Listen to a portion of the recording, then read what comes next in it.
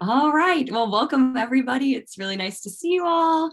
I was really hoping that maybe this one we'd be back together in person, but I think this is really nice until we're able to be together again. And I know the majority of our group really isn't local anyway, so kind of a fun chance for us to all be together apart. So many of you probably recognize me, so this may be old hat, but if not, I'm Leah Hallstrom and I'm the communications coordinator for Key Libraries. And I also facilitate our online discussions for Jayhawk Book Club. So I'm excited to see many of our friendly faces here. And just thanks for coming to our discussion with Maisy Card, the author of These Ghosts Are Family. These Ghosts Are Family was a finalist for the Penn Hemingway Award for debut novel and was one of Google's best audiobooks of 2020, which as an aside, I'd love to hear who listened to the audiobook. I wanted to say read the audiobook because it still counts as a read. So if you want to drop in the chat and say that you did, I'd be eager to hear. I did. Before reading it. So Maisy is a writer, a public librarian, and is an instructor for the Sackett Street Writers Workshop and a fiction editor for the Brooklyn Rail. And I know that I speak for all of us when I say, Maisy, that we're so excited to have you here tonight. And how are you doing? I'm great. Thank you so much for having me. Yes, we're so glad this all worked out. And we were all talking before everyone joined that we planned this so long ago that it's shocking that it's May 6th. Yeah.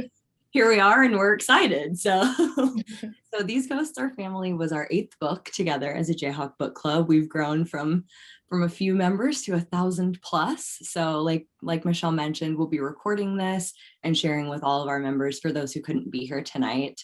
Like we said, on a lot of different time zones. So that will be nice for them to get a chance to see. And we've been fortunate to connect with several other authors via Zoom and are glad that we get to do so with you too.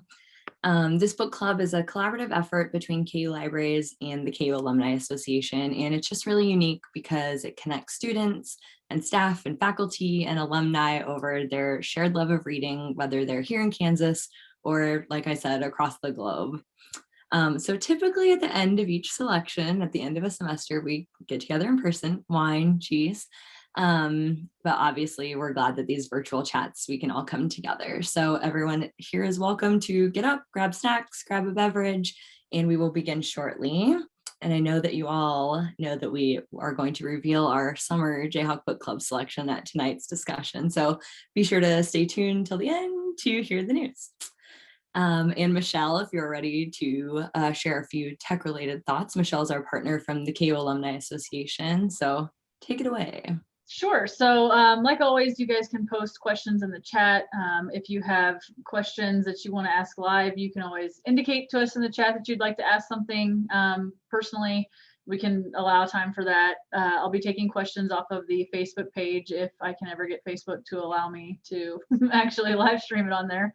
Yeah, we just like to keep everybody muted generally to keep noise down unless there's a specific question. And then this will be on our YouTube channel available if you have to jump off early. We'll have a recorded version later on our KU Alumni YouTube channel. And I think that is, am I forgetting anything? I think so. And thank you for keeping on Facebook. Hopefully we can pop over there for those people.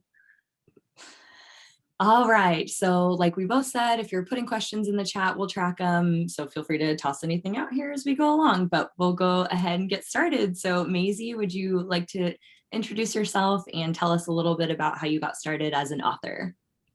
Sure. So I first started writing actually in high school, like actually in 10th grade English class. We had read the short story Everything Rises Must Converge. Maybe I'm going too far back, but No, yeah, we had read the story Everything Rises Must Converge by Flannery O'Connor. And I think I remember my teacher gave me like an assignment, which was to, rewrite the story from the point of view from the point of view of somebody who doesn't speak in the book. And, that was the first time that I'd ever written anything creative or tried to write fiction, and it just felt so like natural. And I kept rewriting that story all the way through college that I wrote for that class. And so when I finished college, I decided to get an MFA in fiction from Brooklyn College. And that's where I started writing some of the stories.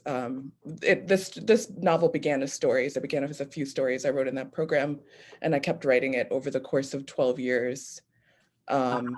Yeah, so, I think in 2017, I think I met my agent, and at that point the book was half finished, and then so the first half took probably like 11 years to write. The second half probably took about a year and a half to write. And that's pretty much how I got started. That's excellent. That's a long, a generational story. Yeah. Okay, so your bio online, shares that you were born in Jamaica and raised in New York. So were any of these characters based on people from your lives or stories and tales that you heard, or just research into the past? Yeah, I immigrated when I was 5 with my family. So, everybody in my family was born in Jamaica until recently, when some of my younger cousins and my younger sister was born here.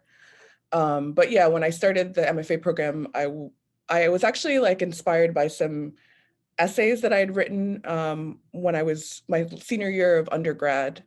I had taken a creative nonfiction class, and that was the first time I'd ever tried to write a story with Jamaican characters.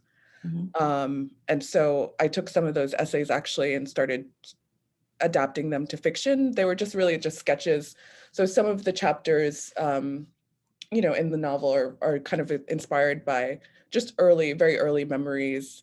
Some of them are inspired by real people, but I like to say inspired, but not based on, because nothing that happens is like my real family. But I think I wanted to explore kind of some of the memories and kind of emotions, that I imagine people in my family have experienced but don't really talk about. Mhm. Yeah, that's great. Thank you.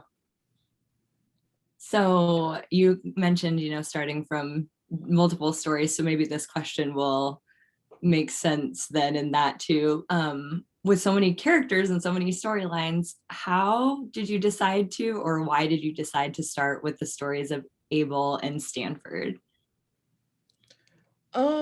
I think the collection or the novel just kept evolving over time. So the first chapter is actually one of the last chapters I wrote.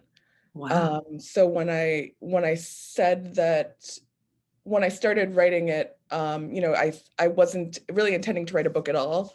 I was just trying to write short stories or write about whatever topic interested me at the time. But then after I finished the MFA, I was looking over the stories, I realized that they were so inspired by my family and my experiences that I decided to kind of rewrite everything so that they were all one family. So I figured out a way to bring all the characters together. And then around the time, I guess maybe 2015, 2016, my grandfather was starting to show signs of dementia. And I was just kind of thinking about our relationship and thinking about his relationship with everyone in my family. And, my grandfather is actually the reason I immigrated here, because he married someone, and then we kind of all, followed him here. So I was just thinking about how somebody can change the course of your life so dramatically, and, at the same time be kind of this mysterious person. And I was kind of thinking about what would be lost now that he has dementia and he's forgetting, like all the questions that we would never know the answer to. And, just all the decisions he's made in his life that really impacted everybody else and had this kind of ricochet effect that he didn't really imagine. So then I realized that the book would feel more like a novel, if I found this character and focused more on how all the characters sort of orbited around him and how his one kind of secret kind of changed the course of all their lives.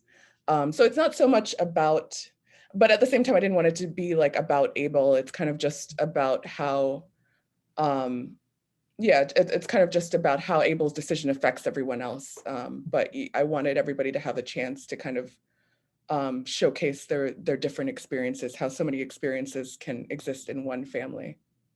Yeah, that's so interesting, because even as I was like writing that question, I thought, well, she started there. It's the beginning of the book. Like, it would have had to have been that first seed, but hearing you have a totally different perspective is really interesting, the way you could connect all of those things together. So can we ask what are the stories, or who were the characters that you actually started writing these small essays about? There was one kind of, and it wasn't really so much an essay, but I think, one of the first times, or the last times that I went back to Jamaica when I was like a little kid was, we didn't have a lot of money. So usually when we went back, it was for a funeral. So when I went back, one time I went back, it was for my grandmother's funeral. And it was the first funeral I'd ever been to. So it just made like a very strong impression on me. And it actually was a double funeral because my grandmother and her sister died on the same day. Oh my God. So I didn't put that in the novel, but I just was very like taken by all the rituals surrounding it, and I tried to follow it when I wrote it in the book exactly how I remembered it. In the book, I talk a little bit about how in Jamaica, when somebody dies, they have something called a 9-night, and it's kind of like a wake, but it has to take place 9 days after they die.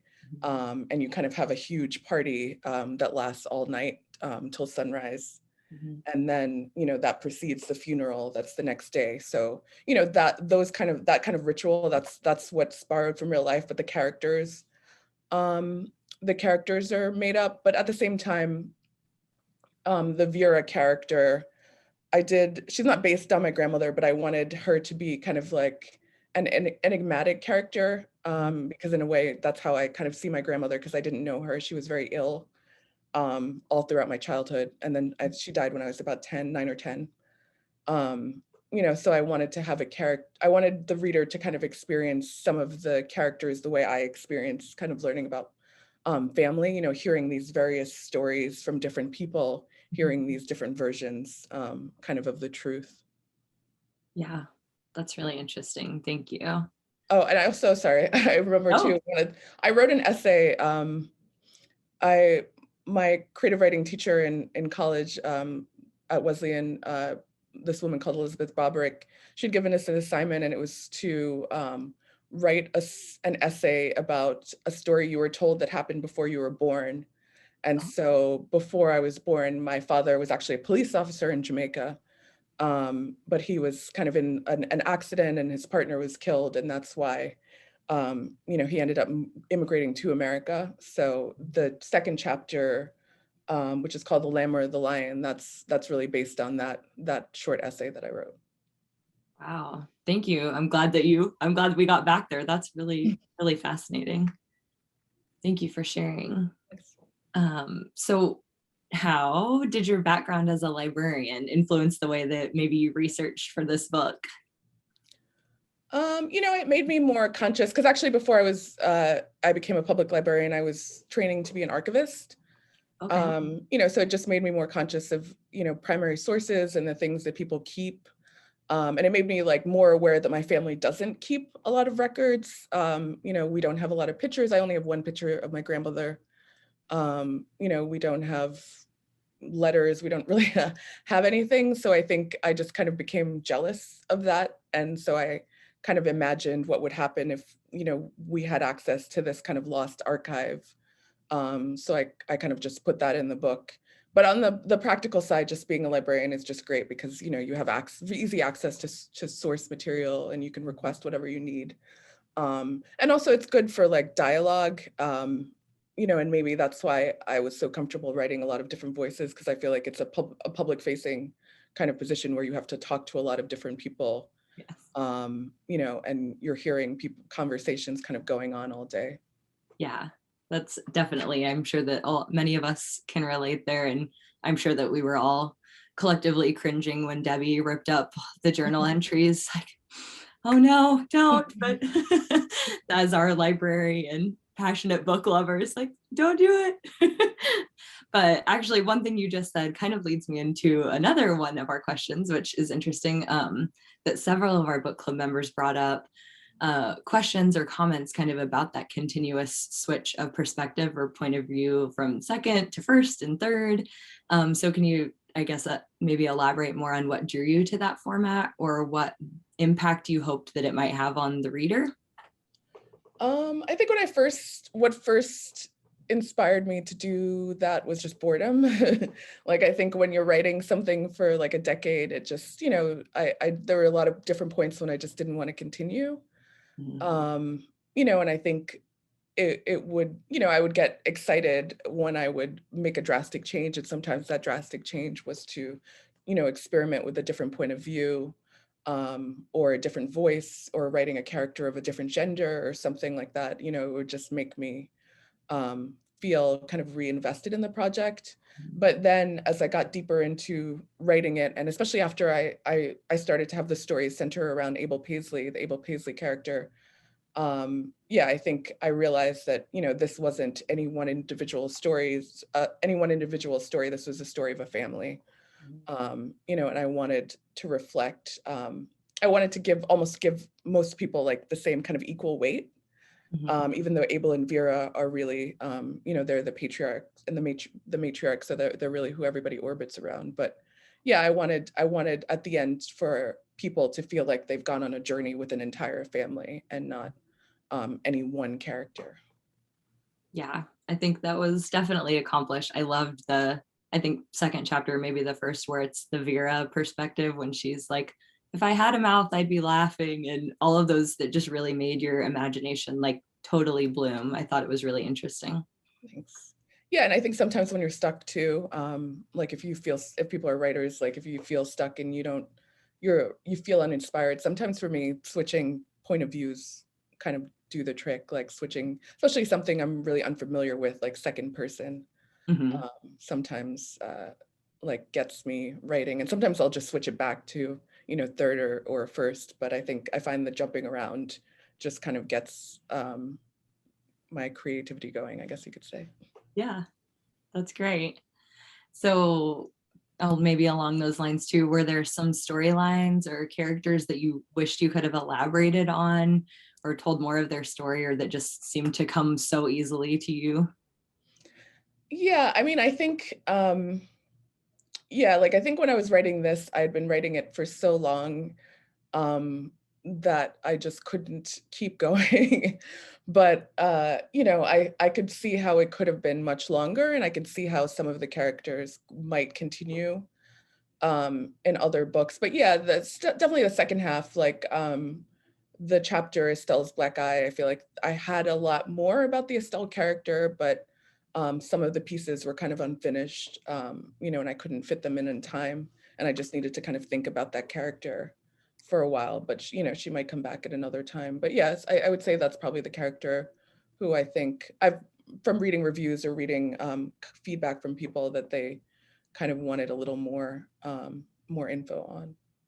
Yeah, that's an interesting question. I would wonder who people in this group, if you felt like you wanted more from a certain character. Like I was left wanting to know if Irene's daughter made it. There were just little pieces for me that I'm like, oh no, what's going to happen next? So if you have thoughts on that, feel free to drop them in the chat too. Yeah, no, and I'm writing another book, and the Irene character is right now in that book. But it's set, it's set like this year basically. But you do get a little bit of some answers, but the book doesn't center around her, but she is a character. Yeah. Ooh, okay. Intrigue. I like it. Okay, so let's see. I don't want to miss out on Michelle's questions. Mine were somewhat running in chronological order. So Michelle, do you want to unmute, or do you want me to try to capture Michelle McComb, that is? Do you want me to try to elaborate on your question? Please feel free to elaborate. Okay, well, please feel free to correct me, but I believe that Michelle was wondering and I'm going to try and keep all my names straight too, but when Vera trying to induce an abortion, and was Irene actually her daughter? Oh yeah, I mean, so that point in Vera's life was kind of a year or two before Irene. I think 2 years before Irene was actually born. So yeah, that was she was in Jamaica, abortion is illegal. So she was trying to, or she successfully induced, like she had an herbal abortion. And so, after, that chapter ends, years down the line, a couple years down the line, that's when they have Irene. So the father of the miscarriage was Yeah. probably that neighbor? Yeah, it was that neighbor. Okay. Okay. And thanks for explaining the timing of that. Yeah, No, no problem. it's nice to see some behind the scenes. Mhm. So it seems like at the end of the book, or as you're navigating toward the end, everyone kind of, all of the characters seemed like they became that this thing they were trying to outrun, that they became this ghost that was haunting them, like Irene standing there in the rain, like Vera when she wanted nothing to be like her, and Louise turning away from her friend and closing that door and seemingly turning, embracing a whole different path, and Debbie tearing up the pages of the journal and then marrying Vincent. So do you think anyone in the book was successful at outrunning their ghosts in their past? Well, I guess the character, the grandson at the end, yeah, I think the point is not to try. I think he's kind of the character who, is looking to confront kind of the past and get like a more accurate picture, so he can kind of like have a better relationship with his family. So I guess of everyone, he's kind of the ideal, but yeah, no, everybody else, yeah, I think they try to kind of outrun, the past and outrun the kind of relationships they've had with their families.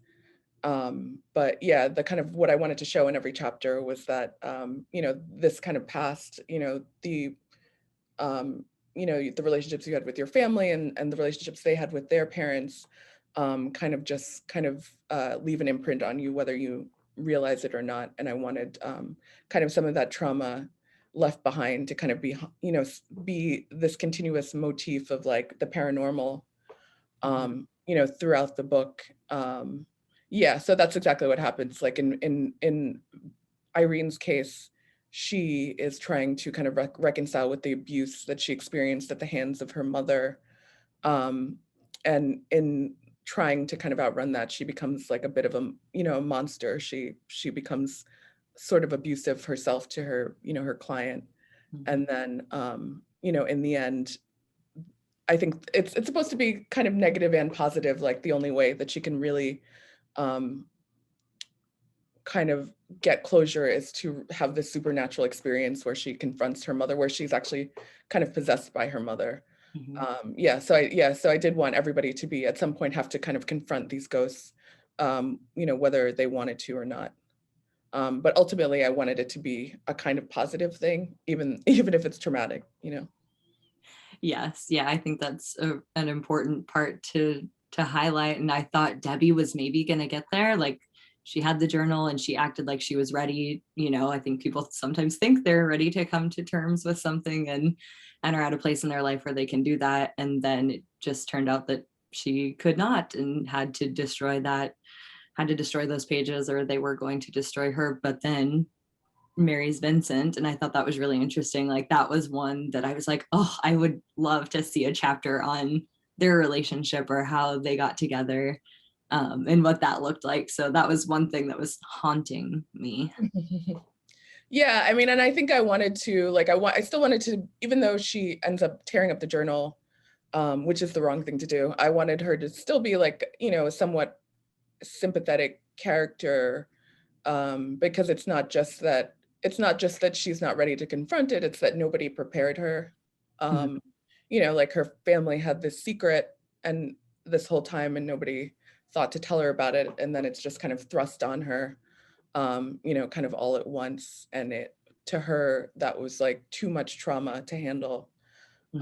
Yeah, so I kind of wanted everybody to kind of experience trauma throughout the chapters, and with the other characters, there's kind of, even though it's not apparent, like there's this kind of like legacy of slavery hanging over them, but with Debbie, and that they're aware of, but with Debbie, she's not aware. And it's kind of just like somebody just literally hands her the trauma, and she has to kind of process it really fast without any preparation.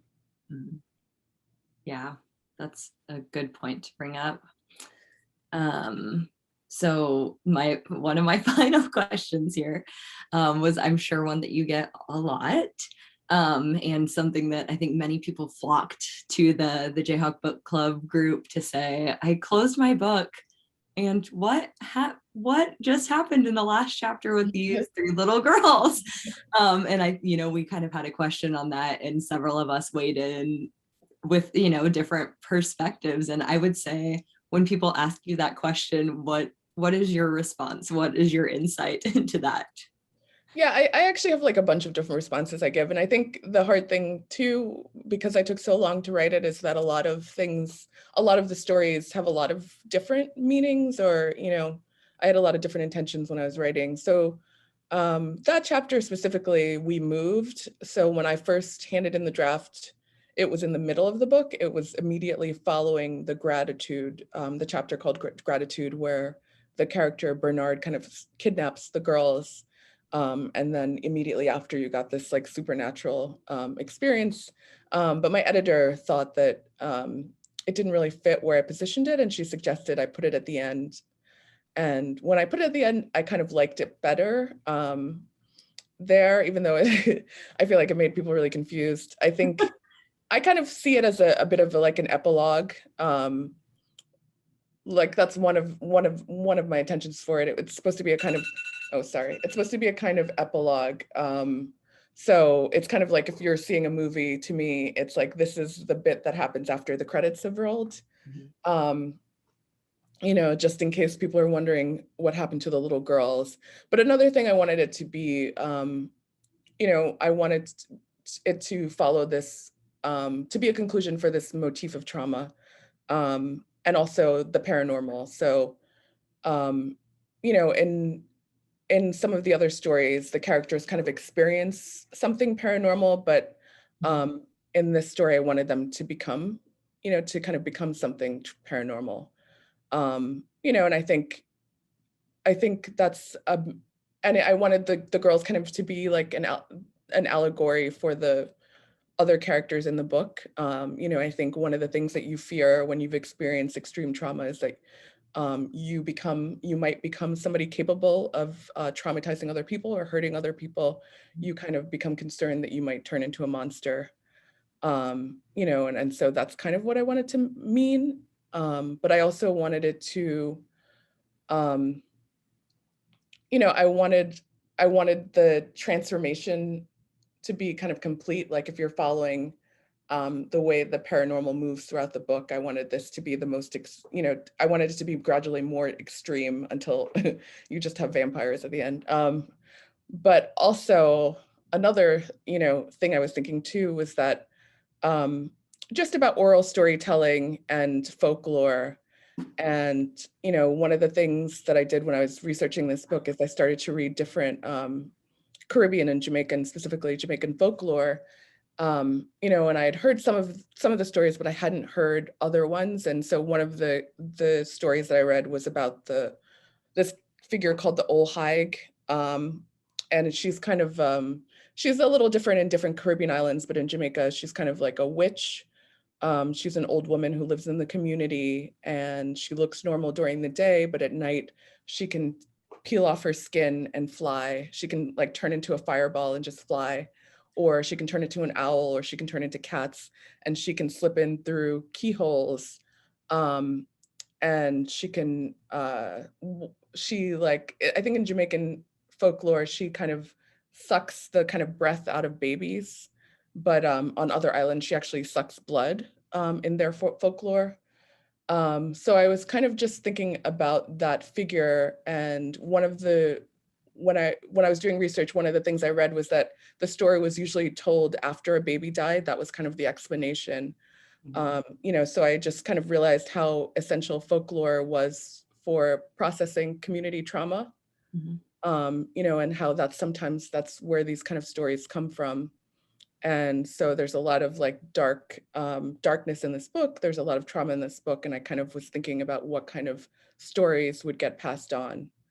You know, and for a lot of people who don't keep records, like my family, I think, you know, what lingers are these kind of crazy stories, these, you know, these folk tales or this family lore. That's usually what survives, not really the facts of what actually happened to people. And I kind of just wanted to end on that note, trying to create a new folk tale, I guess.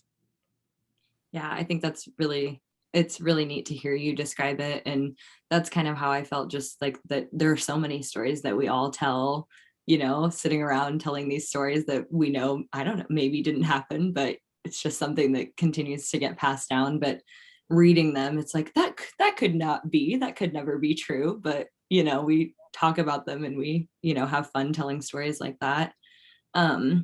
Jeffrey, who is off camera because he's making bacon wrapped asparagus, put in a question too that I think you've hit on some of it, but I'm just going to read it all out.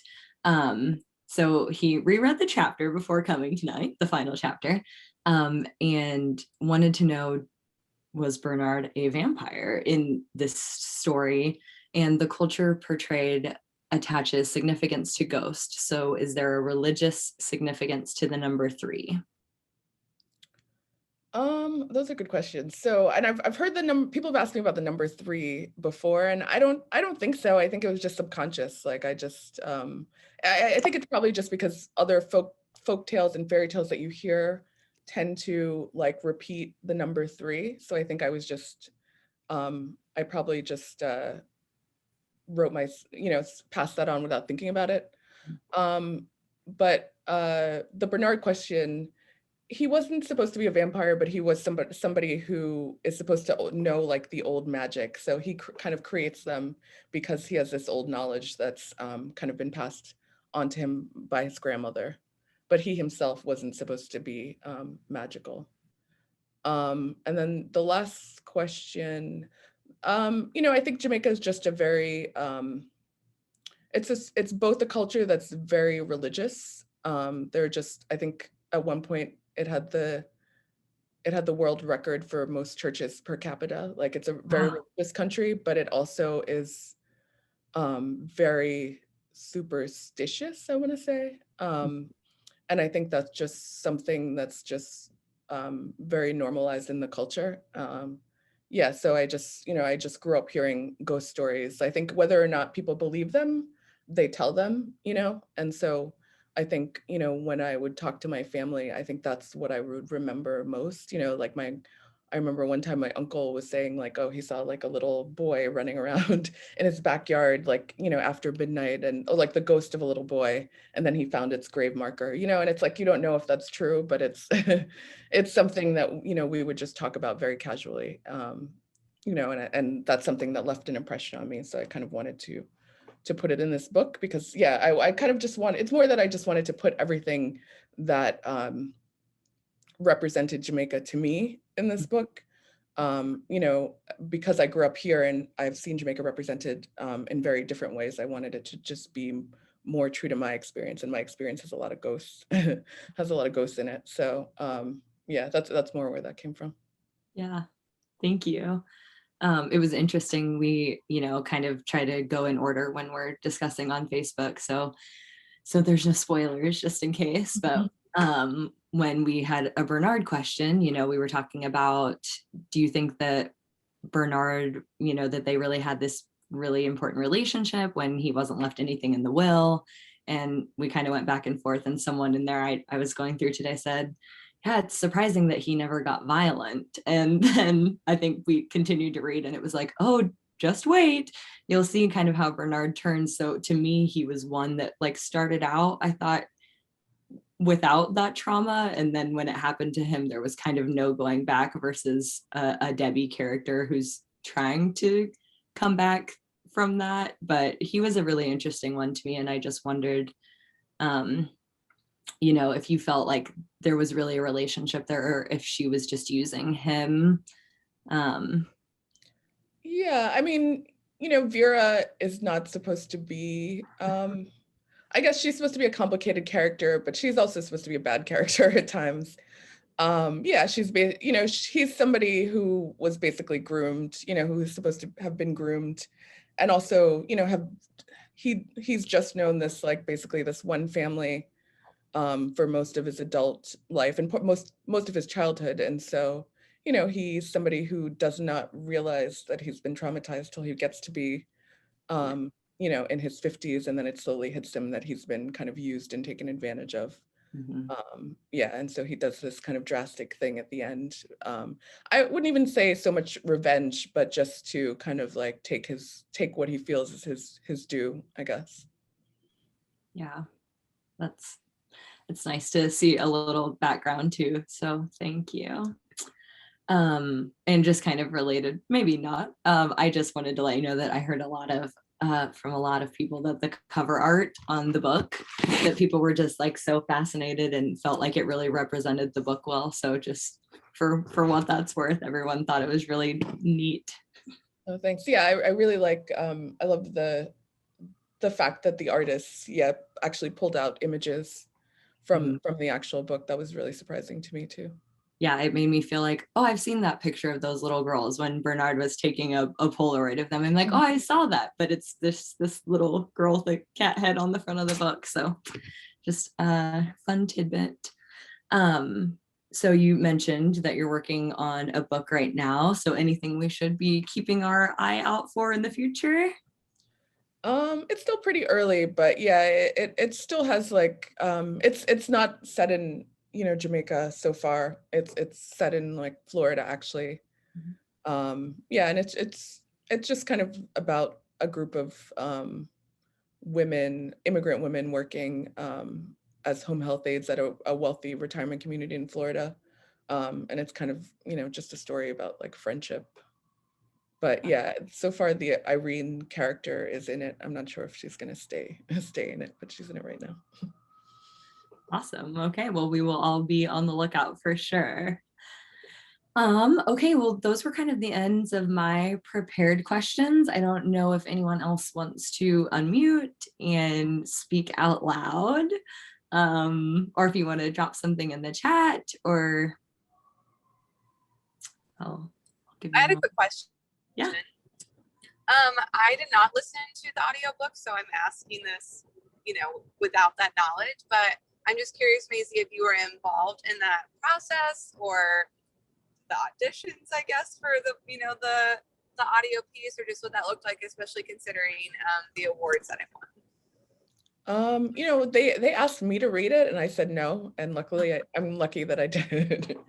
I just didn't feel like I was the right person, especially because I don't really speak with a Jamaican accent, and it wouldn't have been authentic, I feel like, if I had read it. And so I just asked that they find somebody who's like an actor, who is a Jamaican actor who could do a range of voices.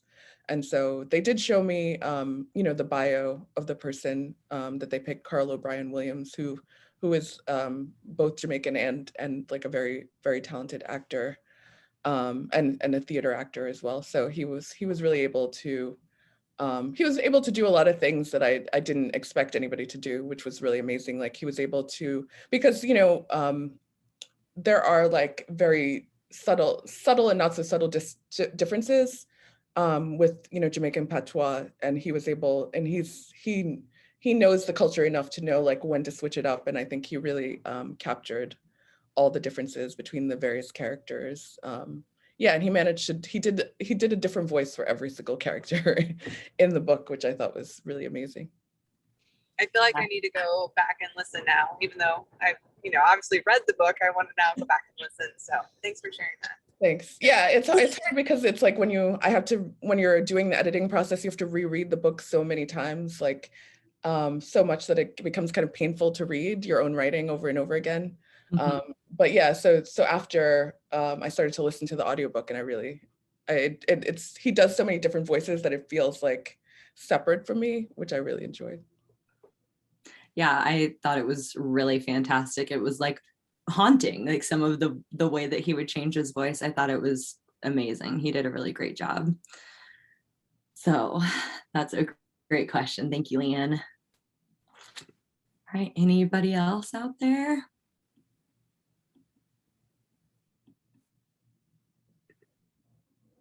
Well, Maisy, is there anything that you always get asked or come into a group like this wanting to share or wanting to ask?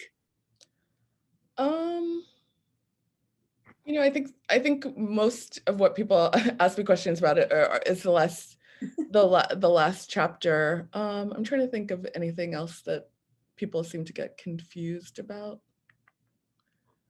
No, I mean, I think sometimes people have a lot of questions about the first chapter just because it's in second person. And you kind of touched on that earlier.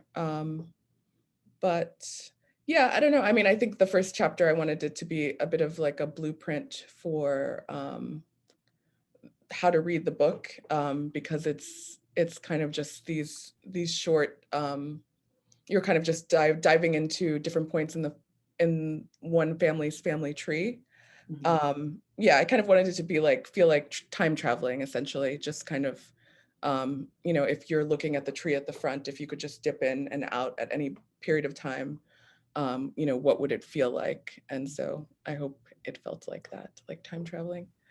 I think what people have said though sometimes is that that they needed the tree with the audiobook. So I don't know if people found it helpful to kind of use both side by side instead of just listening to the audiobook.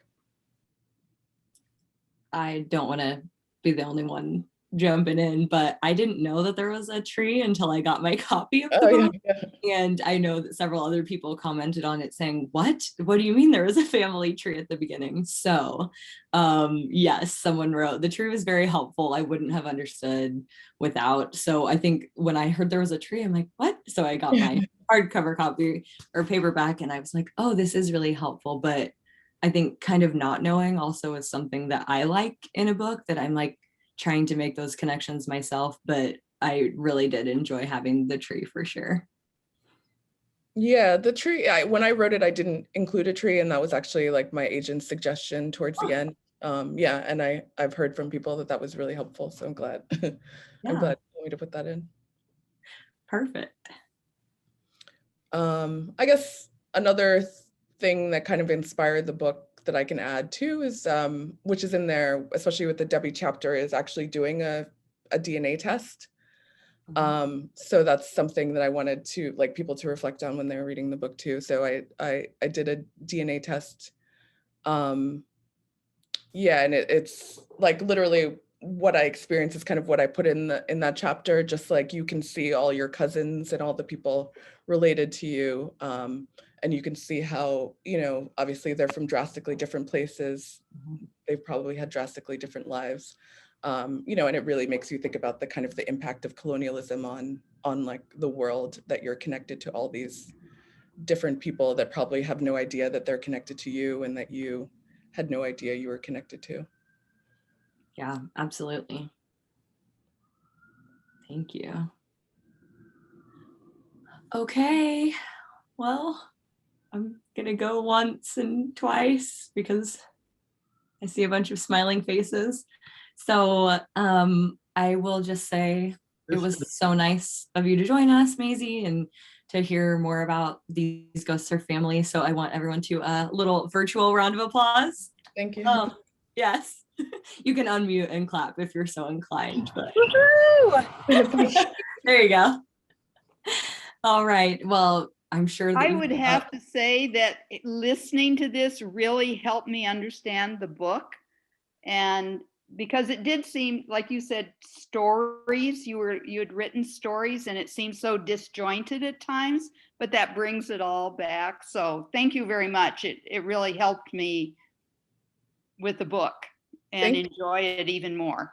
Oh, great. Thank you. Was there a specific overall social commentary that you were trying to convey with the book? Mm-hmm. You know, I think I just wanted to convey the fact that you know, history is just ever present, and that it kind of just permeates all aspects of our lives, whether we think about it or not, whether we think that we're directly connected to these major historical events that, you know, they kind of impact our lives every day. Mainly that. And I think I also wanted to just wanted people to think about just family history in general, and just the importance of finding ways to ask difficult questions to our family, and to preserve like kind of, you know, this our own personal history.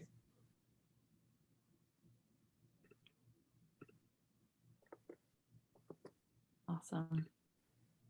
All right. Thank you to our unmuters. It was nice to hear Yeah. from everyone.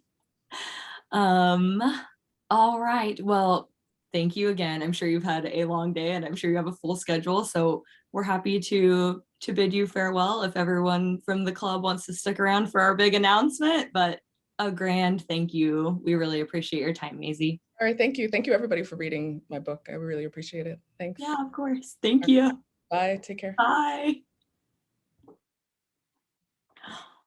Okay. Hello, everybody. Thank you so much for coming and learning more about the book. I think we all certainly learned something that we didn't know before. So it's always really interesting to have these opportunities to connect, especially when we can do that. So this has been really fun. Okay, drum roll. I just am excited that everyone's still here. Hi, it was a little buried lead at the beginning. So our summer book is going to be The Midnight Library by Matt Haig, and I'm going to drop a Goodreads link in here so you can learn a little bit more. I think this will be a really fun summer read, a quick read. I know we don't have as much time as we usually do during a semester, so I think this will be a really interesting one. And I actually listened to the audiobook already, and I would recommend it too. It was really fun. And I just think it has a lot of great questions that we can all talk about. And Amanda already bought it, so I think we're on the right note. So I'm really excited for all of us to gather again and chat with that. Maybe, who knows, by August we'll be sitting in lawn chairs on the Watson lawn with our Zoom meeting there too. So there's our big news for the night. And I am just so grateful for all of you and your participation and engagement. Well, I can release you all now too, to go put your library. Everyone's rushing to the Lawrence Public Library website to put their holds on, or to purchase the book. So we also will have 3 copies, correct, Michelle, from the bookstore to give away. So, so I will share that information on a giveaway on our Facebook. So stay tuned. Thank you, Leah. Thank you so much. Thank you.